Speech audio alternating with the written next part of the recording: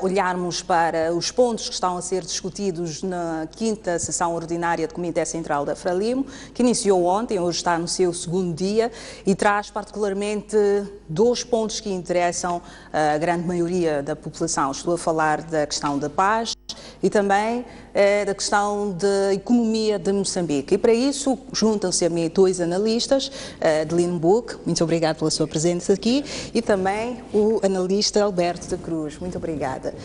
Vou começar por si, Adelino Buque. Esta reunião é oportuna, mesmo sendo ordinária? É oportuna, até porque,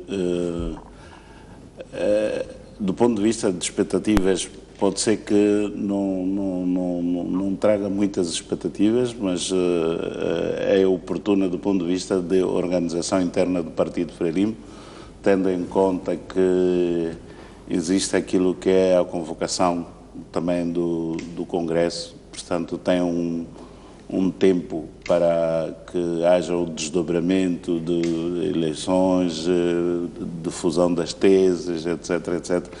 Mas também é oportuno do ponto de vista de paz, não é? Porque, efetivamente, embora não se possa pensar que o Comitê Central possa trazer paz, mas é sempre bom, tendo em conta que é o partido que está no governo. Por que acha que a solução, que é a paz, não pode vir do Comitê Central? De onde é que viria esta solução? A minha opinião é que não pode vir do Comitê Central porque não é o único ator, não é? Para que possa existir a paz. Ele é o ator fundamental como partido que o governa, mas há outros atores que têm influência na existência de paz, nomeadamente a própria Renamo, não é? Portanto, é importante que nas análises e expectativas que se possam colocar, não se ponha de lado esta hipótese de que, bom, aquilo que pode ser a declaração de vontade e de interesse tem que ter em consideração também a vontade e o interesse da Renamo como parte do conflito. Pois. Alberto da Cruz acha que esta reunião do Comitê Central da Frelimo vai trazer novidades no que diz respeito ao alinhamento do partido em relação à forma como se posiciona no conflito político no país? Bom, antes de mais nada, cumprimentar os estimados telespectadores e o meu colega do painel. Bom, eu creio que na mesma linha do Adelino Buque, que não podemos colocar as nossas expectativas muito em cima. A margem não pode ser muito larga daquilo que pode sair efetivamente deste Comitê Central. A primeira razão é que, efetivamente, boa parte dos membros do Comitê Central, ou boa parte, talvez não, parte do governo também é membro do Comitê Central e, acima de tudo, são essas pessoas que dia a dia também debatem aquilo que são os assuntos políticos, são aqueles que influenciam aquilo que é a decisão do Presidente da República e Presidente do partido, neste caso. Esta não seria uma forma de alinhar todos os posicionamentos em relação a estas 2 matérias e outras matérias, uma vez que ontem vimos a reclamação de uns membros históricos do Partido Frelimo sobre a importância ou a necessidade de integrar outros membros para propostas de soluções, por exemplo. É evidente, se olhar para a comissão, ao Comitê Central, ele é extensivo, quer dizer, é nacional e em si há diversos estratos sociais, políticos e atores económicos. Eu penso que efetivamente isso é verdade, que ao trazer para a mesma mesa diferentes atores de quase todo o Comitê Central, isso abre espaço para aquilo que é a apresentação, então que no meio do debate surjam opiniões diferentes e que possivelmente possam nos trazer aquilo que é outra forma de pensar. Mas em relação ao primeiro tema da paz, eu acho que há apenas 2 linhas de pensamento. Uma é, vamos efetivamente pautar pelo diálogo político, ou seja, dar continuidade aos esforços que vinham sendo feitos para que se retomasse o diálogo, ou então uma outra ala que vai dizer não, vamos continuar bombardeando ou então indo pela a via armada. independentemente daquilo que é a riqueza das opiniões, mas no fim o caminho da discussão, ou seja, o fio último desse Comitê Central em relação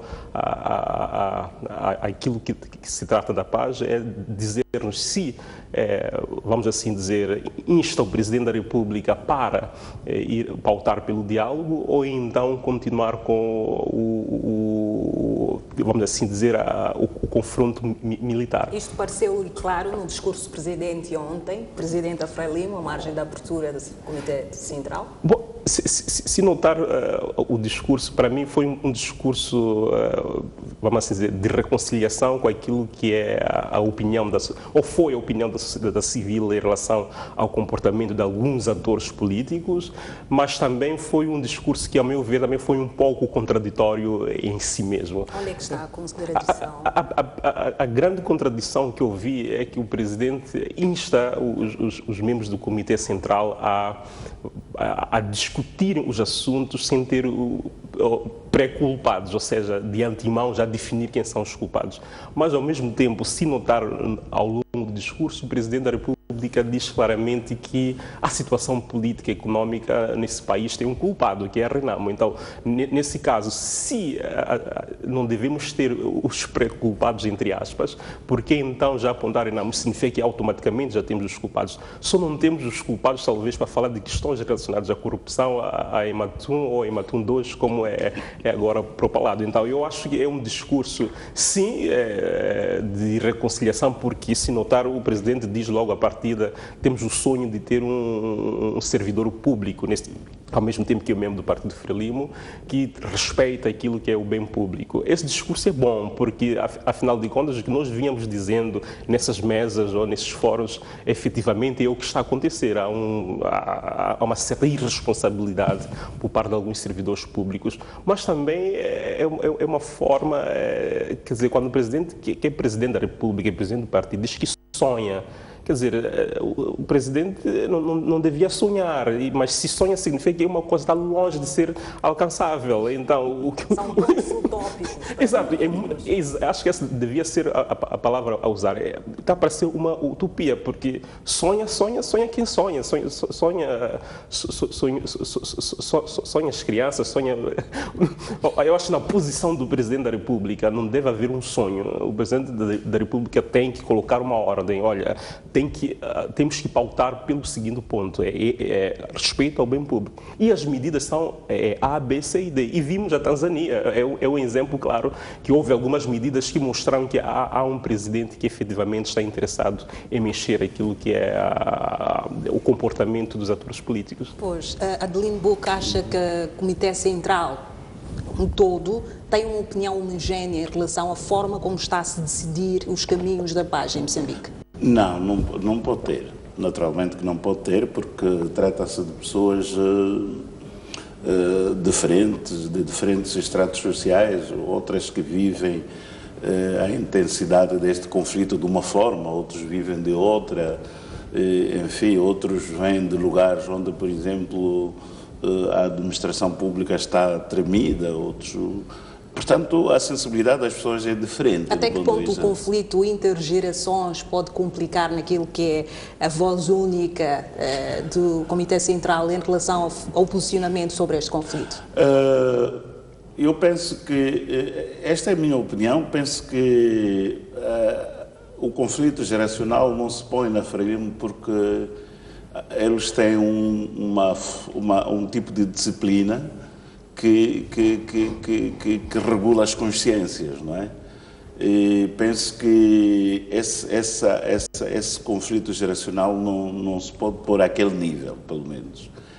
Portanto, as pessoas que estão ali pautam por uma disciplina partidária, têm regras de procedimento e princípios, então é muito pouco provável que possa existir portanto, esse conflito. Agora, de acordo com aquilo que deu a conhecer o porta-voz da quinta sessão, que fez-se convite aos intelectuais, aos quadros a diferentes níveis, aí sim talvez podemos encontrar se eles tiverem a oportunidade de falar, não é? Se tiverem a palavra, podemos encontrar um pensamento que não vai ao encontro daquilo que é a disciplina dos membros do Comitê Central. Estamos a falar do diálogo em vez de retaliação? Mais ou menos. Exatamente. Mais ou menos. Yeah. A primeira reunião ordinária do Comitê Central, dirigida por Filipe Nunes, que assumiu a presidência da Frelimo em março de 2015, substituindo o anterior presidente do partido e presidente da República, Armando Guebuza. No discurso de Filipe Nunes consta a situação de paz, passa a expressão, situação de paz e comportamento da nossa economia, embora seja parte da conjuntura regional e internacional, aumenta o custo de vida dos moçambicanos e reduz a sua esperança. Nestes discursos, normalmente se coloca várias questões, como a paz, o comportamento da economia, a questão da conjuntura internacional e nunca indevidamente. Hoje Moçambique rebate-se por um problema seríssimo sobre a gestão da dívida pública. Acha que isto é uma omissão necessária ou uma omissão que provavelmente seja negligente pelo facto de não se perceber a robustez do problema que é endividamento público? Eu penso que, se calhar, aí é uma omissão propositada, mas acredito que, quando se for a discutir as questões económicas e tendo em conta o naipe de pessoas, repito, que não são do Comitê Central, mas que são convidados, e se tiverem a oportunidade de falar, é mais que certo que estas questões serão levantadas, porque nesse debate sobre a economia, se não se toca nestes aspectos, então não está-se a fazer nada. Exatamente. Nós temos visto cá alguma escassez de informação doméstica em relação ao endividamento público. Nós temos visto muita especulação, não só dentro do país, mas fora do país, particularmente um dos últimos casos dos Wall Street Journal, Financial Times, etc. Acha que a Frelimo vai abrir-se, ou seja, os camaradas vão abrir espaço para debater frontalmente e de forma transparente as raízes do endividamento e as possíveis soluções para esta crise da dívida? Bom, tudo vai depender da intrepidez dos membros do Comitê Central, porque é por isso que eu disse, eu gosto e não gosto tanto do discurso do Presidente da República, nesse caso em nome como Presidente da Frelimo, porque ao mesmo tempo que ele também, se notar no discurso, também volta a sonhar novamente, diz que sonha que os camaradas tenham confiança e sejam confiados e que na mesma senda que eles possam se expressar livremente. Mas depois diz que há que ter a disciplina partidária. Depois vamos ter que nos perguntar o que é disciplina. Isto seria um recado dado em algumas aulas? Eu penso que sim, porque... A quem que seria? A quem que estaria a se dirigir? É difícil dizer a quem se dirige, mas vamos pegar a última questão que estava a colocar, que é, por exemplo, do endividamento. De endividamento, se falamos da economia, não temos, de certa forma alguma, de não falar sobre o endividamento. Quer dizer, é impossível. É impossível. Agora, a questão, na verdade, é se a gente for a analisar profundamente quais são as razões do endividamento, então vamos ver que alguns dos anciãos do partido, nesse caso os mais velhos, que o presidente Filipe Nunes diz para que nós, os jovens, devemos, vamos assim dizer, estar alinhados ou então beber das suas experiências, estão lá à frente. Quer dizer, a questão é como é que eu, o mais novo, vou falar de um problema que o mais velho está ali à frente o provocou e, ao mesmo tempo, há uma ordem do meu pai que eu devo, quer dizer, na comunicação com este, ter aquele todo o protocolo. Então, eu acho que essa forma de colocar as coisas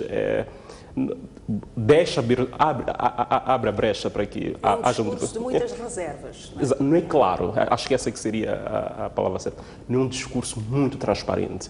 Mas também o que devemos nos perguntar é porquê, talvez, dessa pretensão, ou porquê querer esquivar de alguns assuntos. Quer dizer, indo de acordo com aquilo que é o pensamento dos economistas do FMI, é que, por exemplo, a Imatum, ela em grandemente influenciou o estágio atual de default, de quase default da dívida moçambicana, e a Selma aqui frisou alguns jornais internacionais que falam do Imatum 2, na verdade, que é uma empresa, quer dizer, totalmente privada, financiada com fundos do Estado. E depois, se isso, de certa forma, influencia grandemente, ou seja, primeiro, se a dívida é um assunto importante, e esse assunto também importante é quais são os atores principais desta ação, porque se for olhar para a Imatum, quem é sócio da Imatum? E na altura quem era o ministro de tutela? Então há vários aspectos que temos que ver. Imagina se, por exemplo, amanhã se abre um processo crime, ou então o mesmo que nós vimos ou estamos a assistir no Brasil, que é o Lava Jato. Quais são as cabeças que vão ser interrogadas? Eu acho que o próprio Presidente da República vai ser uma das figuras a ser interrogada, porque na altura era o Ministro da Defesa e a empresa sócia faz parte. Então, eu acho que também é uma forma também de esquivar daquilo que podem ser as suas responsabilidades. Exatamente. Adeline Buch, esta semana levantou-se críticas em relação a eventual falta de capacidade de antecipação aos problemas que a Frelimo tem. Nós sabemos que durante estes 53 anos foi um partido que expressamente soube antecipar-se os problemas, etc. A ser verdade estas alegações, significa que a Frelimo se calhar não está a conseguir antecipar-se em razão da matéria, que é o endividamento, ou se calhar, enfim, qual é a sua percepção de porquê, eventualmente sendo verdade, a Frelimo não consegue se antecipar ao problema?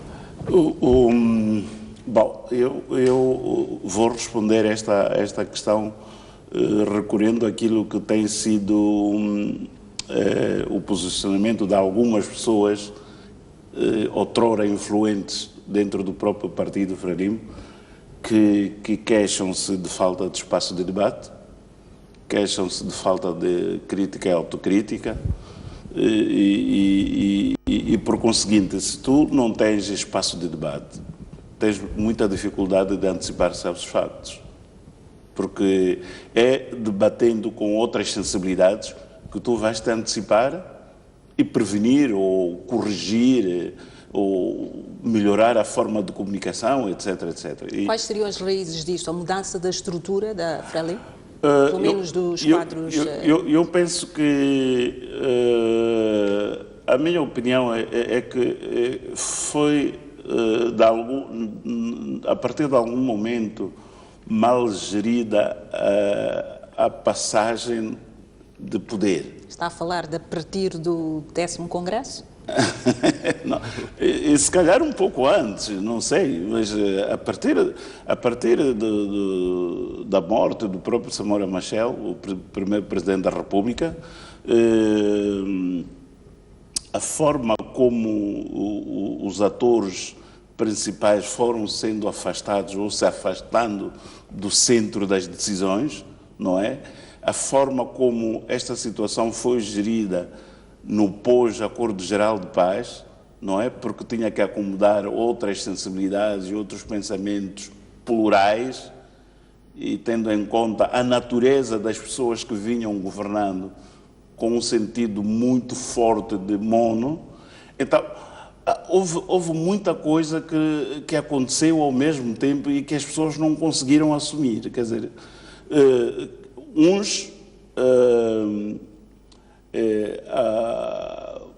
com o pretexto de que estamos num sistema multipartidário de expressão livre, etc, etc, foram tomando algumas posições e os outros foram sendo encostados paulatinamente. Eu lembro-me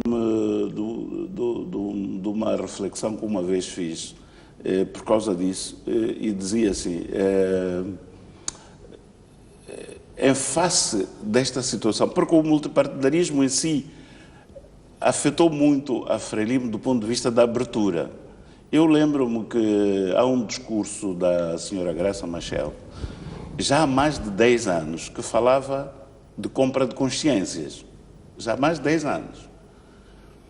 E nessa altura eu fiz uma reflexão até escrita, que dizia assim, em face desta realidade nova que se cria, provavelmente o Comitê Central devia ter um espaço cativo para os seus fundadores. Porque esses é que poderiam manter, do ponto de vista ideológico, do ponto de vista de princípios éticos, deontológicos, o partido. Passagem de testemunho. Exatamente. Então faz sentido a reclamação do camarada Faustino na abertura? Não, faz muito sentido, porque, repare, é muito difícil um antigo combatente concorrer, não é, em pé de igualdade com um jovem de geração, sei lá, 8 de março e outros, do ponto de vista quer de influenciar os votos, toda aquela máquina que é preciso para tu seres eleito. Então, ao não preservares esta figura, tu estás a expô-la também, não é? E ao expor esta figura, que deveria ser a reserva moral e de consciência, torna todo o partido vulnerável. E os problemas que o partido deve decidir, falo de problemas externos, estão condicionados à resolução de problemas internos? É a sua percepção? Exatamente porquê? Porque, repara, se eu faço algum investimento para entrar para o partido, eu tenho que recuperar o meu investimento. Não sei se está a perceber o que estou a dizer. Se eu entro para o partido, através de um investimento que eu faço, eu tenho que fazer recuperação do meu investimento. Ou seja, aqueles aspectos éticos, aqueles aspectos deontológicos defendidos pela linha do partido, eu vou ignorar. Porque eu preciso rapidamente de completar-me, quer dizer, eu preciso rapidamente de recuperar economicamente, financeiramente, não sei quantos, porque o objetivo que me levou, se eu tenho que comprar consciências para chegar àquele nível, é um objetivo que não é propriamente de servir, é de me servir do partido.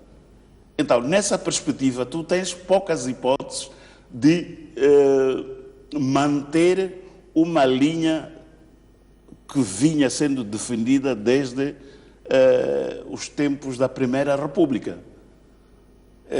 Estas pessoas que entram ao Comitê Central, eles querem ter retorno rápido, eles querem ter influência aqui e ali, eles, a partir de um determinado momento, esquecem-se de discutir aquilo que são os problemas do próprio partido. Se por acaso há um camarada que lhe chama a atenção, acha que é uma intromissão, não é? E pode reagir de forma menos correta e violenta, porque a visão dele não tem nada a ver com aquilo que é a essência do próprio partido.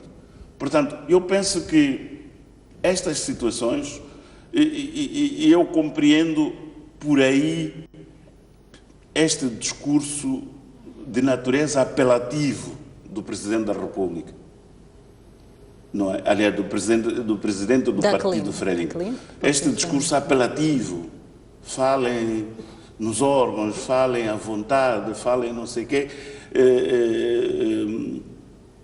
temos que ter capacidade de autossuperação, oportunidade de autossuperação. É um discurso apelativo para situações que, na minha opinião, não requerem muito apelo, requerem uma posição firme do partido em relação àquilo que são as prevaricações que se observam, não é? Este desvio ideológico, ou sei lá, como quisermos chamar, não tem solução como soluções de apelação. Há que pôr a disciplina na ordem do dia, aquele que pisa o risco, saber que vai sofrer sanções desta e daquela natureza. Portanto, só assim é que tu podes recuperar paulatinamente aquilo que é de facto, a essência do próprio Partido Frelimo. Exatamente. Vamos só fazer rapidamente uma reflexão em relação a um estudo do caso próximo a Moçambique. Estamos a sofrer efeitos da conjuntura global, da crise, por exemplo, da descida dos preços das commodities. Olhando para Angola, Angola realizou, digo particularmente o MPLA, realizou no mês passado a sua sessão ordinária do Comitê Central. Um mês antes, o partido reuniu-se e aconselhou uma maior diversificação da economia pelo fato de ter-se ressentido dos preços que baixaram o petróleo desde 2014. A recomendação foi se engajarem para a implementação de programas corrigidos, com aumento a curto prazo de produção de produtos exportáveis, etc. E não só. Recomendou que se recorresse a um endividamento para aumentar a produção interna. 2 meses depois, o FMI recebe o pedido de Angola de um apoio financeiro.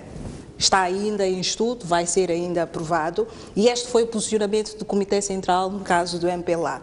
No caso de Moçambique, o que se proporia, especulando, seria provavelmente a ida ao mercado financeiro para buscar ajuda para criar robustez ou liquidez na economia. Sendo que Moçambique está mal posicionado do ponto de vista financeiro, da economia financeira, qual poderia ser a opção ou a alternativa que o Comitê Central poderia dar ao governo para resolver a questão do endividamento e a crise económica que o país vive?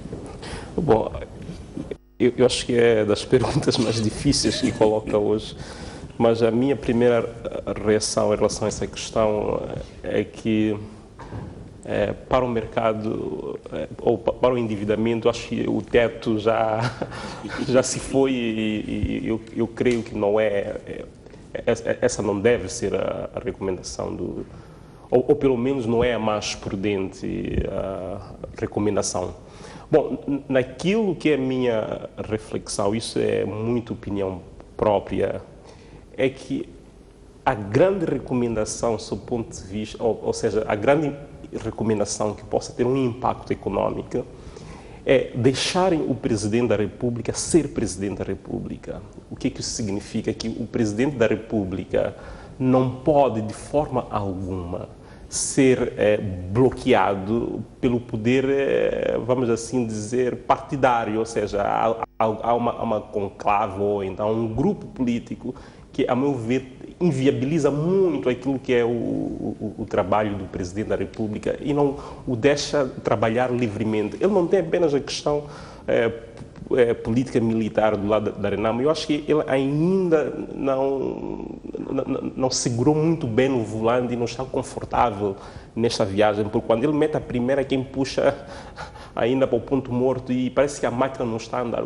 E como é que isso se reflete? Ou qual é o grande argumento disso? É, olhar para tudo aquilo, para toda aquela que foi a ação do governo ao longo do ano passado. Praticamente ele não tomou grandes decisões, quer dizer, esse país tem grandes projetos pendentes. Posso dar o caso do projeto Mimpandankua, quer dizer, a gente ouve falar que não, porque é o governo, porque é o setor privado. Afinal de contas, o que é nesse projeto? Eu acho que se nós temos um presidente livre para tomar as decisões, aquelas que melhor beneficiam o país, nós nem precisamos recorrer tanto para o fundo, porque o grande problema neste momento é que nós não estamos a ter a injeção de capital, de divisas no país. Se temos um projeto de gás que está pendente, porque decisão é mais política do que técnica, não vai dizer a mim que as grandes decisões não são tomadas por uma questão técnica. A questão técnica até resolve em 6 meses, pelo menos, dependendo daquilo que é a questão, mas eu acho que é uma questão política, porque se o presidente, por exemplo, toma decisões muito rápidas em relação a projetos de industrialização, quer na área de hidrocarbonetos, quer na área de energia, estamos a dizer. Só Mimpandankua em si é um projeto avaliado em perto de 3 bilhões de dólares. Significa que se o presidente amanhã toma uma decisão rápida em relação a isso, estamos a ter uma injeção de um capital aproximado de 30 bilhões de dólares. Isso o que é que provoca? Provoca aquilo que é o afastamento entre o limite e o teto, ou seja, cada vez mais que a gente engendra ou injeta capital de investimento, o teto da dívida também vai subir e ao mesmo tempo vamos ter uma maior cooptação ou então a absorção da mão de obra interna e por aí fora. Então, para dizer com tudo isso que a grande decisão, o grande conselho ou então aquilo que é a recomendação, ou deve ser a recomendação da Comissão Política, não é o endividamento em si, mas talvez é mais uma questão política, deixar que o Presidente da República faça o trabalho de Presidente da República. Pois, essa é a sua recomendação. Adelino Boco, só nos últimos minutos, haverá fumo branco em relação à solução para os problemas económicos no país, nesta quinta sessão do Comitê Central?